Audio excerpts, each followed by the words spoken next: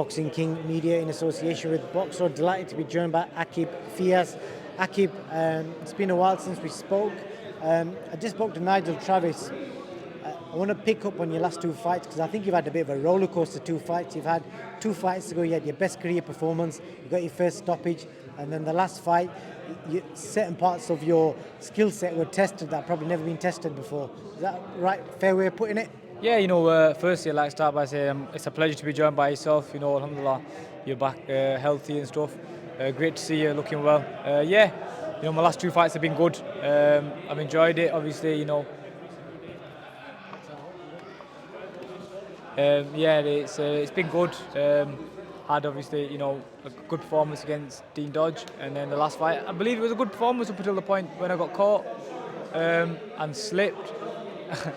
But obviously, it's good to show them kind of heart, that kind of heart and the resilience. Something that I believe I've got loads of anyway. I've always felt like when I'm in that position, I won't quit, and it's good to prove to yourself that when you are in that position, I didn't really quit. Kept fighting, got back up, and that's part of the game. It's part of boxing. You run in the ring, you get wet. It's like boxing. You're gonna get hit. You're gonna go down. You've got to survive. You've got to learn to deal with things like that. And it's like life. It's ups and downs all the time.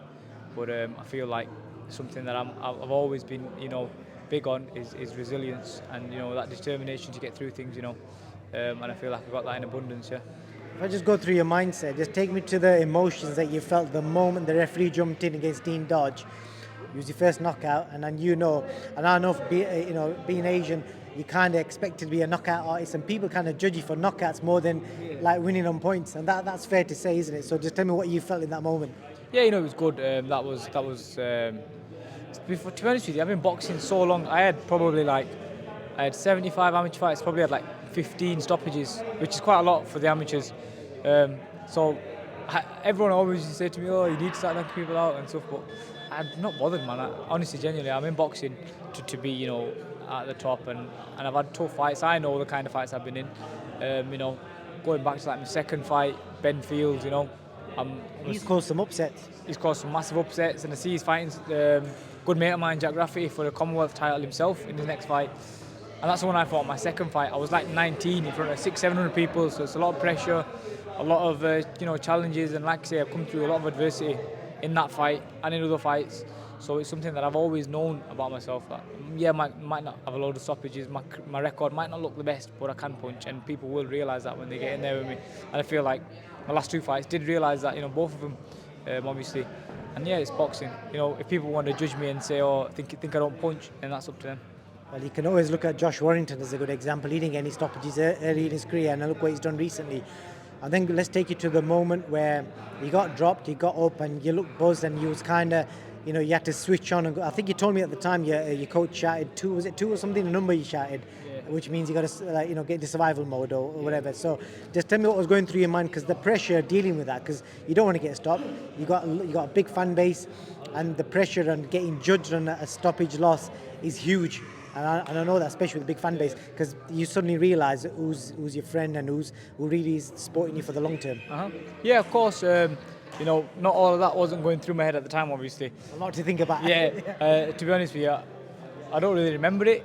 To be honest with you, I remember like coming to the end of, was it round 5, sitting down with Jamie, and Jamie was like, "What's it like when you're in close? Is he strong?" I was like, "Yeah, he's very strong." And he said, "Right, don't fucking mix with this kid." And I was like, "All right, that's the last thing I remember, to be honest with you." And the next thing I remember, I was at home. Do you know what I mean? But it's just instinct. I've had like 75 amateur fights, like you said. I've boxed at top level. I've had 12 pro fights now. I think I'm pretty experienced considering I'm only 23. I use my experience to navigate through that. When I was hurt, showed people a lot.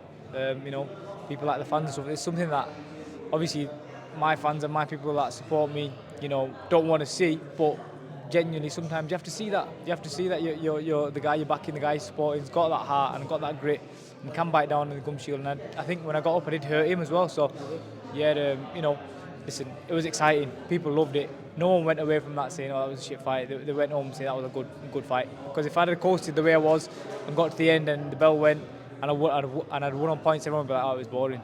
So, you know, it is what it is. You got to take the good with the good and the bad with the bad. I don't really focus too much on the comments either, because the good and bad comments, I feel like, are both the same in my head. The good comments don't mean nothing, and the bad comments don't mean anything, because they're just comments. Only I know what I'm feeling, and only my team know what we're working on, what we're trying to do. So yeah, I don't really focus too much on the comments. I think the most important thing is you prove to your coach and your family and your friends that you've got balls, and if when it gets to that moment, like your coach especially will know that he doesn't need to throw a towel in or anything like, because he knows you've got some more left. So it was good in that sense. So moving on to Reece Belotti, who's coming off a really good win against Yusuf Kamari. A lot of people wrote off Reece Belotti a few years ago saying he should retire, but he's come back with the resurgence, and he's always been known as a puncher. So it's a wicked fight on paper. So just tell me how you're going to beat Reece Belotti. Yeah, you know, Rhys is a good fighter. He's someone I've watched since I was a young kid. You know, I was like 15, 16, sparring some of the people that he was fighting at the time, you know, like Ryan Doyle and stuff like that. And I did loads of rounds with them. So I always looked up Rhys and looked up to him, because he was someone that was knocking everyone out on TV at the time. But it's a top fight, and I think it's going to be a really entertaining fight. But I believe that I'm better than him. I believe I can outbox him. I believe I can outfight him as well. And on the night, obviously, I'll have to do both to get the win, because he's very experienced. He's been at this level before. He's been there for a long time, really. So I've got to show everyone again.